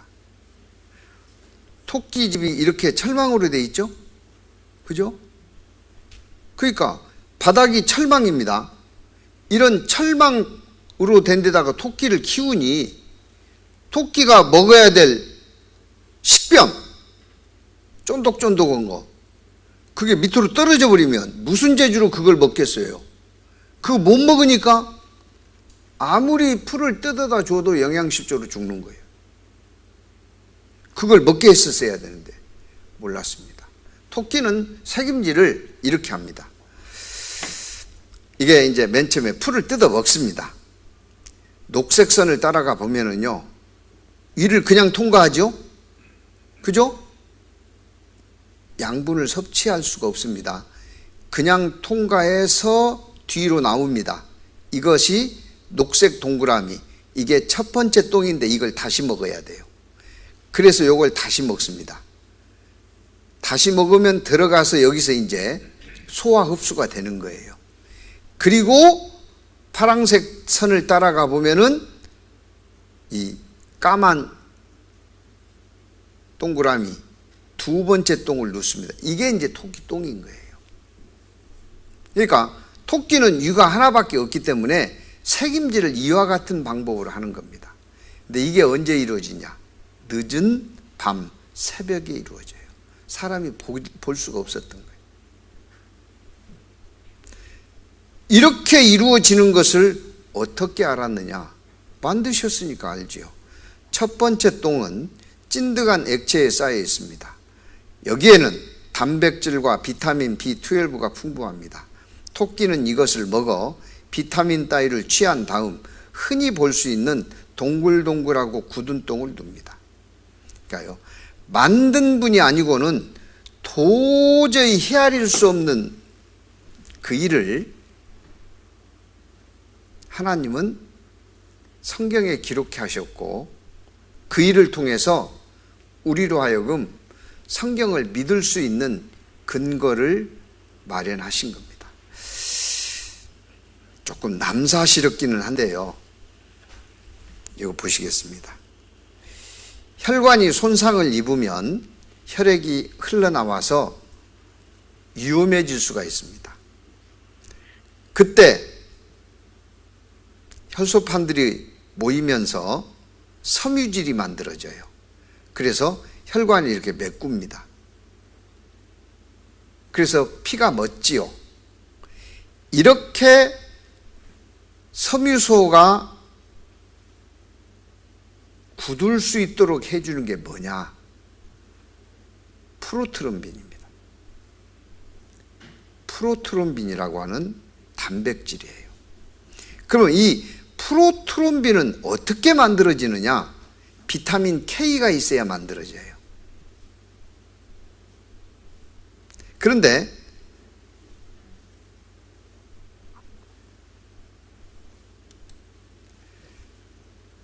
대대로 남자는 집에서 난 자나 혹 너희 자손이 아니요 이방 사람에게서 돈으로 산 자를 물어나고 난 지 며칠 만에 8일 만에 할례를 받을 것이라. 며칠 만에요? 8일 만에. 할례가 뭐냐면 이겁니다. 사내 아이들 꼬치 성기 표피를 잘라서 하는 수술인데요. 며칠 만에요? 8일 만에.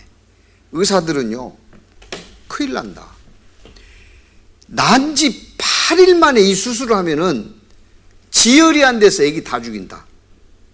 의사들이 지혈이 안 된다고 주장한 게 뭐냐면 비타민 K가 들어가야 프로트롬빈이 만들어지고 프로트롬빈이 섬유소를 굳게 해서 터진 혈관을 막아준다는 겁니다. 그런데 비타민 K는 어디에 들었냐? 채소에 들어있어요. 즉 난지 8일 된 아기가 상추쌈 한 볼택이라도 했어야 되는데 난지 8일 된 아기가 상추 먹어요? 그래서 애 죽인다 그랬어요. 그런데 이스라엘 백성들은 하나님의 말씀대로 난지 8일 되면 여지없이 할례를 합니다. 보셔요. 평생에 이 아이를 지켜주시고, 일단 이 기도문 자체가 사실은 축복문이라 얘기를 하죠. 예. 그리고 이 핸드폰이 발달이 됐는지 몰라도 얼마나 많은 사람들이 이 핸드폰으로 이 장면을 담는지요. 예. 영상 촬영을 하고, 아마 난지 8일 만에 가장 먼저 맞는 축제가 아닌가 이런 생각이 되고요. 중요한 것은 요게 이제 아기를 엘리야의 의자. 이곳에 먼저 앉혀놓는 이유는 말씀드린 대로 엘리야가 이 아이를 악한 것으로부터 사탄으로부터 이제 지켜준다. 그 입에 이 붕대 같은 거를 이제 이렇게 했는데요. 저게 이 자르는 순간에 칼을 대는 순간에 얼마나 큰 고통이 있겠어요. 그때 아마 이제 이 치아가 아직 안 나왔으니까 이렇게 보호를 하기 위한 것 같아요. 아, 그렇군요. 이제 여러 번의 기도를 이제 아버지가 마친 다음에 드디어 이제 이 산덱이라고 하는 그 할아버지에게 이렇게 넘겼고, 자 이제 참 저 장면을 보면 이 좀 약하신 분은 저거 못 봅니다. 이제 소독약을 이렇게 바르고요. 굉장히 진지하고요. 이제 표피를 이제 집게로 이렇게. 집게가요 이렇게 생겼어요.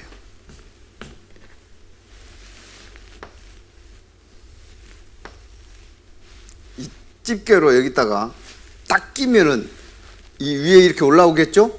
그걸 칼로 싹 잘라 그래요. 집게로 끼워가지고 지금 집게 낀 상태입니다. 좀 더 보시겠습니다. 한 다음에 삽시간에 이루어져요. 아, 순식간에. 예, 바로 그냥. 예. 이때 아기의 울음소리 보시고요. 특별히 이제 이 아버지, 어머니 이 표정을 보면 굉장히 진지하고 이것이 하나의 우리가 이제 이 뒤에 아무런 조치하지 않습니다. 꼬매지 않습니다. 그러면 계속 출혈이 돼야 맞지요. 그런데 피가 멎어요. 그래서 연구를 시작한 겁니다. 자세히 보게 된 겁니다. 하나님의 처방 할례의 비밀, 8일째 혈액 응고 인자 최고치에 또한 역시 혈액 응고인자인 프로트롬빈이 생후 3일째는 정상인의 33%이며 이후 점점 증가하여 생후 8일째 정상인의 110%가 돼 일생 중 같이 있습니다. 가장 높은 때이고 이후 다시 감소한다는 사실이 증명된 것이다. 그러면 피가 가장 잘 응고되는 때가 언제예요? 평생 일생 중에 생후 8일. 그래서 8일째 할례 수술을 해라. 하나님 어떻게 하셨을까요?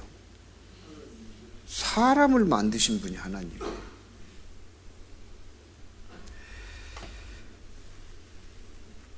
여러분, 손을 만든다면 만드시겠습니까? 못 만들죠. 그래서 간단하게 뼈하고 살하고 가죽 세 가지만 생각하고 손을 만든다면 여러분 어떤 순서로 만드시겠습니까? 뼈, 살, 왜요? 뼈대를 먼저 만들어 놓고 살 붙이고 포장해야지요. 껍데기 덮어야 되겠죠? 다 그렇게 생각합니다. 그런데 성경에는 이렇게 돼 있어요. 주께서 나를 젖과 같이 쏟으셨으며 엉긴 젖처럼 엉기게 하지 아니하셨나이까? 이제 난자와 정자가 만나는 장면을 이렇게 묘사했습니다. 그리고 첫 번째가 뭐예요? 가죽과 두 번째가 살로 내게 입히시며 세 번째가 뼈와 힘줄로 나를 뭉치시고 생명과 은혜를 내게 주시고 권고하심으로 내 영을 지키셨나이다. 육체를 만들고 영을 넣었다 그런 뜻입니다. 가죽, 살, 뼈. 야, 이건 말도 안 되는 소리다 그랬어요. 그런데 보세요. 이래 됐어요. 가죽이 먼저 생깁니다. 껍데기가 태아의 팔입니다. 그리고 뭐가 들어가요? 소세지 모양으로 살이 들어갑니다.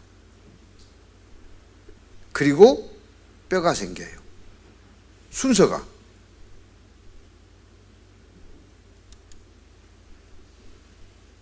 그 말씀이고요. 이제 이 정자들은 생존을 위한 치열한 전쟁을 치러야 하는데요. 병균 침입을 막기 위해 늘 산성을 유지하는 지뢰 환경이 그들이 만나는 첫 번째 관문입니다. 이 관문을 통과하는 것은 고작 20%.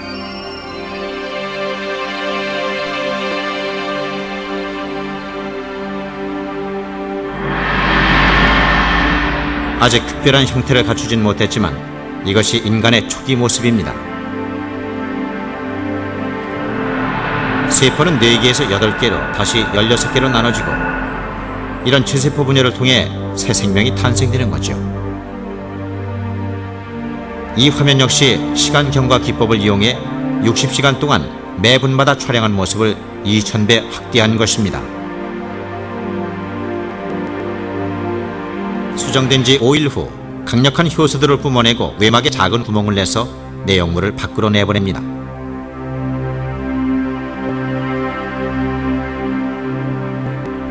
지금 보시는 장면도 시간 경과 기법으로 24시간 동안 매분 촬영한 것입니다.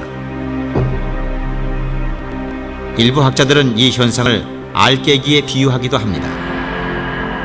며칠 후면 이런 모습을 하게 되죠. 자세히 보여드리겠습니다. 이것이 바로 팔입니다. 이제 세포들 중 몇 개는 손을 만드는 작업에 착수하게 되는데요.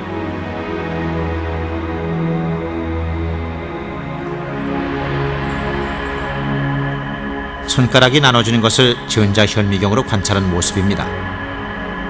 처음엔 오리발처럼 모두 붙어있지만 곧이어 손가락 사이에 있던 세포들이 죽으면서 5손가락의 모습이 드러나게 됩니다.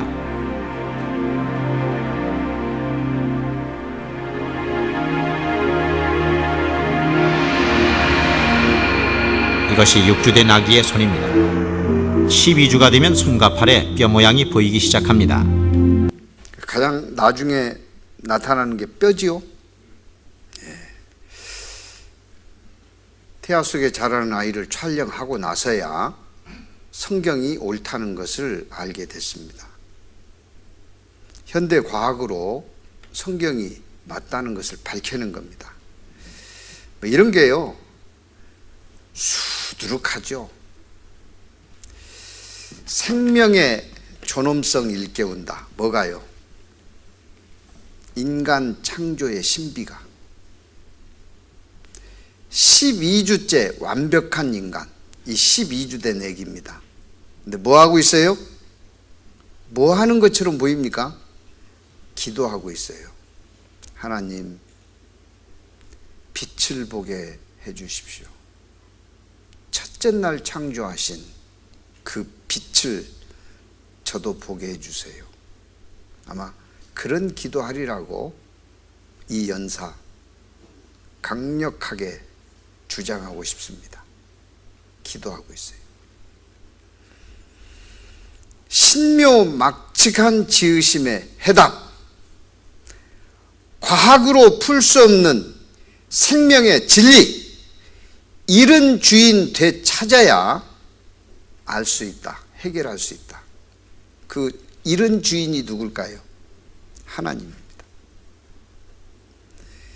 눈을 만드셨습니다. 놀라운 설계, 신비의 극치, 진화론자조차 고개 갸우뚱? 이건 진화될 수 없는데, 그런 거예요. 100조분의 1와트의 빛을 식별합니다. 눈이. 그래서 조금 밝아지고 조금 어두워지면 그냥 알잖아요.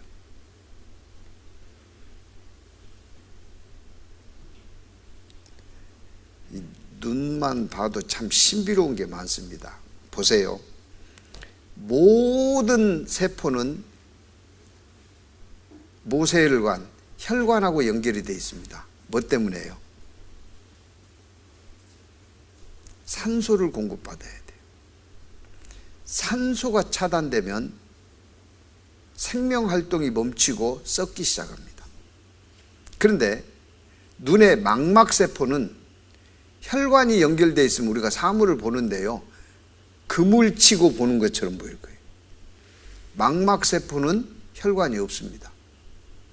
그럼 산소 공급이 안 되면 썩어야죠. 근데 안 썩어요. 망막세포는 공기하고 직접 통해서 산소를 받게 해놨어요. 그래서 신비의 극치라는 거예요. 눈에가 뭐가 조금만 끼면은 안 보입니다. 백내장, 녹내장 수술해야 돼요. 귀, 첨단 과학이 두 손 번쩍 들었습니다. 오차 없습니다. 예를 들어보죠. 하루 종일 직장에서 일하고 퇴근합니다. 너무너무 피곤해서 시내버스 앉자마자 졸아요. 계속 잡니다. 자기 집 앞에 지나가면 계속 자요. 볼딱 일어나서 가요. 예? 일어나서 가죠. 뭐 했어요 그 사람? 잤어요. 근데 자기 집에 온 지 어떻게 알았을까요? 귀가 알아요. 귀가. 평형감각과 회전감각을 계산하는 게 귀입니다. 그래서 자기 집이 도착했다는 걸 귀가 알아요.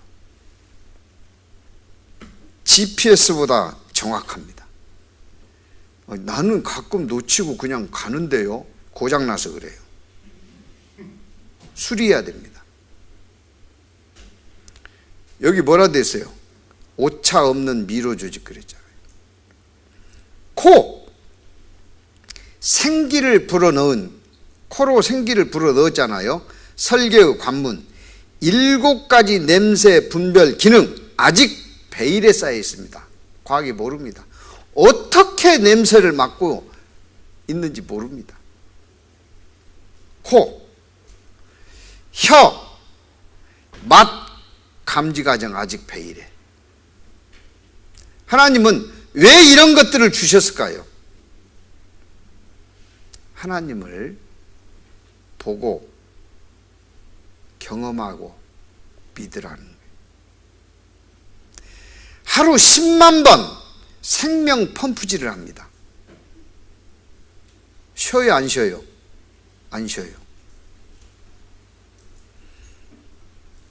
하루 1000번 생명의 배달부 역할을 해요. 심장 세포는 놀랍습니다. 다른 세포하고 틀려요. 데시케이터라고 하는 실험 접시에다가 심장 근육을 띄어요. 이쪽에서 띄고 이쪽에서 띄고 이렇게 여러 군데서 심장 근육을 띄어서 접시에다 놓으면 일정 시간 죽지 않고 뜁니다. 근육이 뛰는데 각각 뜯어서 놓으니까요, 각각 제멋대로 뛸까요? 같이 박자를 맞춰서 뛸까요? 예? 제멋대로 각각 뛸 줄 알죠. 그런데 몇 번 뛰면 박자를 맞춰서 뛰어요. 그래야 피를 품어내고 받아들이고 품어내고 받아들일 수 있기 때문에 그래요. 이게 고장난 사람들이 부정맥이 생기는 겁니다. 그러면 이제 전기로 맞춰줘야 돼, 그것을. 정말 놀랍습니다. 폐, 산소 공급 에너지 탱크. 3억 개 폐포가요, 산소와 이산화탄소 교환을 해요. 놀랍습니다. 이거 하나만 구멍 나도 어때요?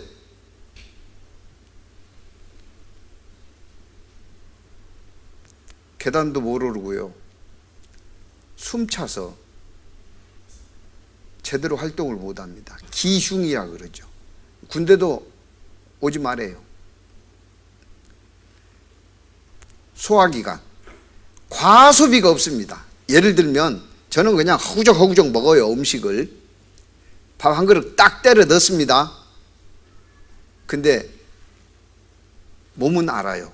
단백질 몇 그램, 지방 몇 그램, 탄수화물 몇 그램, 소화가 잘 되는 거, 소화가 안 되는 거, 이거 소화시키려면 소화 효소, 아밀라제, 리파제, 락타제,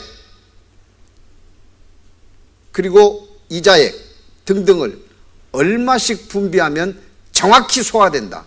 그거 알고 딱 그만큼만 분비해요. 여기 그랬잖아요. 과소비가 있대요, 없대요? 없는 경제적 설계. 감탄한다.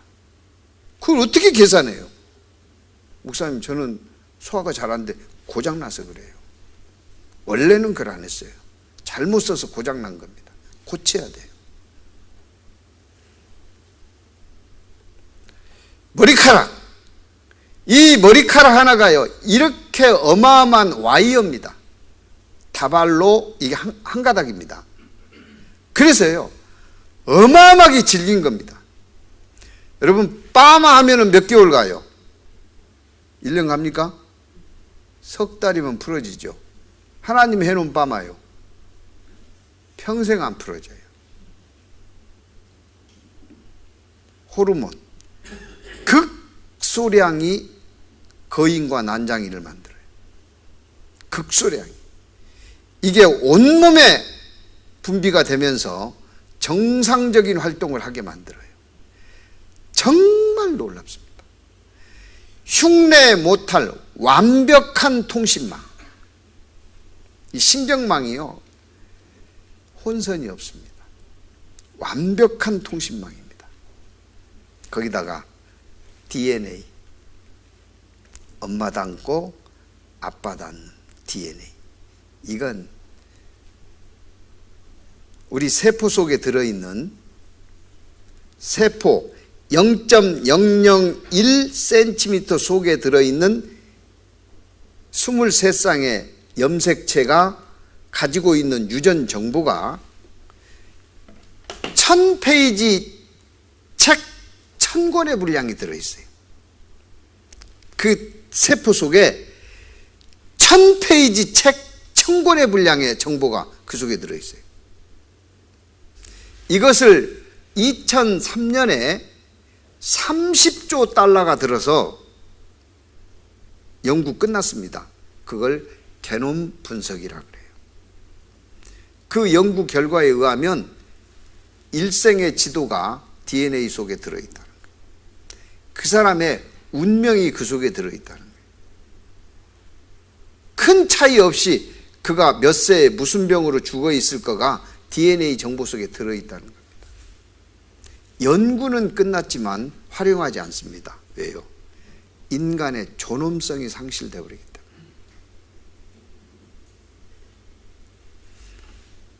인생의 이정표라 그래요.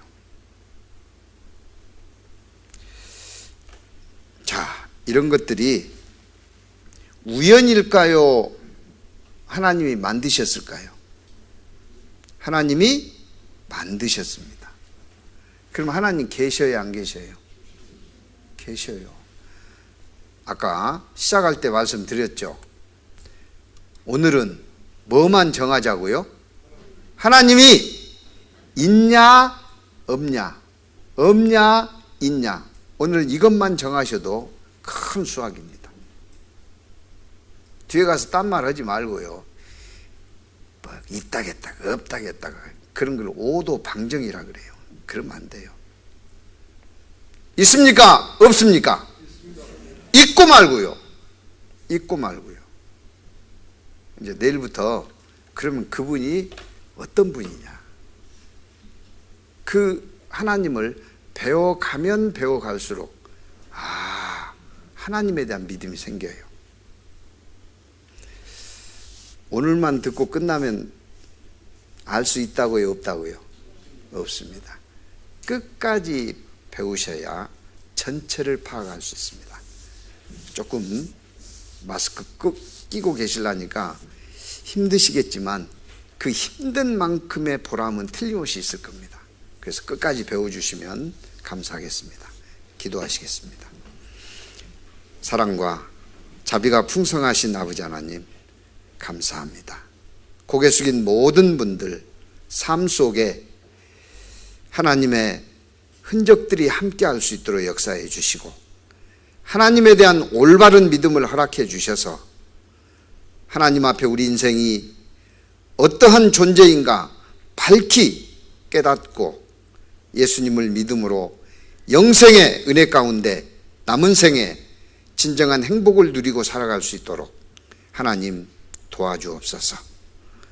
저희를 언제나 사랑하시는 우리 주 예수 그리스도의 이름으로 감사하며 기도드립니다. 아멘.